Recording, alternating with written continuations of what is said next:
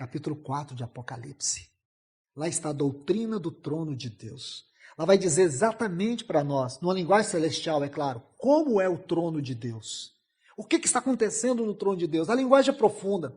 Precisaríamos de muito tempo para isso, mas é possível a gente olhar, mesmo que de maneira periférica, não microscópica, mas de maneira periférica, já assombra. E aqui ele vai falar desses olhos, porque lá, diz que lá no trono de Deus, tem os 7 Espíritos de Deus que estão cheios de olhos. Porque, irmãos, Deus vê tudo, Deus sabe de tudo. E quando eu e você estiver diante daquele trono, não adianta esconder pecado debaixo do tapete, Ele vê tudo. Mas Ele não nos rejeita. É isso que assombra. E vamos entender isso no próximo texto, por favor. Hebreus capítulo 4, versículos 14 a 16. Está assim, tendo, eu quero que você fixe sobre essa palavra tendo. Ela fala de uma posse. Alguém aqui tem um carro que está no seu nome, o documento está no seu nome, PVA está em dias, o carro é seu. O governo não vai te tomar, tá? É seu. Essa palavra fala disso, de um bem que você tem garantia que é seu. Alguém pode até clonar, mas não vai tomar o seu carro, porque ele é seu. Entende? Então essa palavra tendo fala de uma posse garantida. Tendo, pois, a Jesus, Filho de Deus. E por que eu dei ênfase a essa palavra tendo? Porque ela tem uma ênfase particular na Epístola aos Hebreus. A Jesus, Filho de Deus, como grande sumo sacerdote. Não é a primeira vez que ele diz isso. Lá no capítulo 10 ele vai dizer também.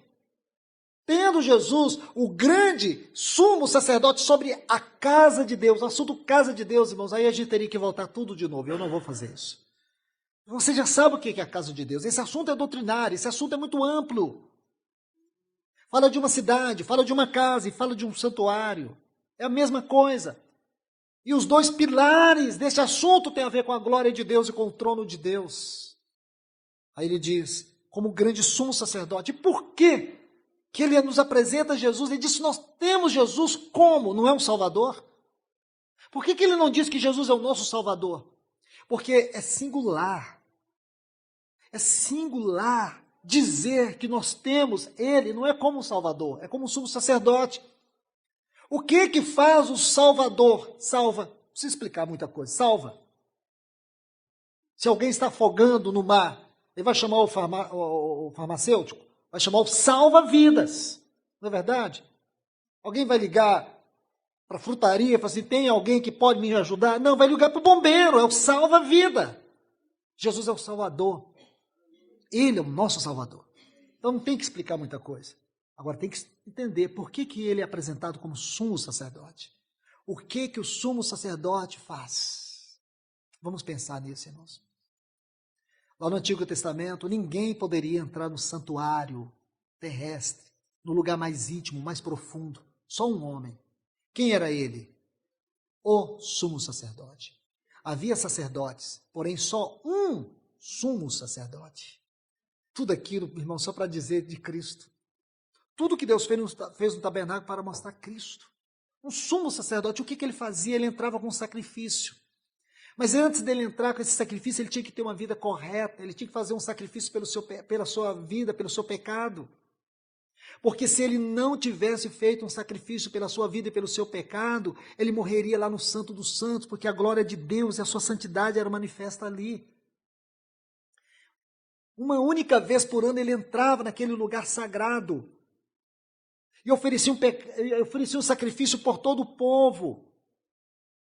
Porque um bezerro, uma novilha de 1 ano, sem mácula, sem defeito, foi sacrificado e o sangue dela era introduzido ali. Naquele ritual, Deus estava comunicando uma grandiosa e a mais suprema de todas as realidades espirituais, a morte do seu filho. Lembra quando João disse assim, eis o Cordeiro de Deus. Essa palavra eis é tão linda no texto original, porque ela é enfática. É como se eu estivesse falando para alguém sobre uma pessoa e ela chegasse. Eis aí, esse aí que eu estou falando dele. Entende? Mais ou menos isso.